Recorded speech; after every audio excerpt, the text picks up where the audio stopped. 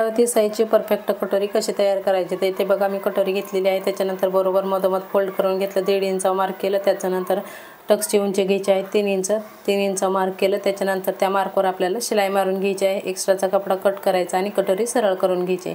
त्याच्यानंतर आपल्याला जो मुंड्याचा साईड पार्ट आहे तो घ्यायचा आणि त्याच्यावर कटोरी ठेवताना इथे बघा आपल्याला थोडीशी पुढे ठेवायची आणि नंतर आपल्याला शिलाई मारून घ्यायची आहे आणि लगेच आपल्याला डबल शिलाई मारून घ्यायची आणि कटोरी जोडताना टोक आपण थोडासा पुढे ठेवला ना म्हणजे कटोरीचा जो पुढचा गळा आहे तो परफेक्ट असा गोल येतो।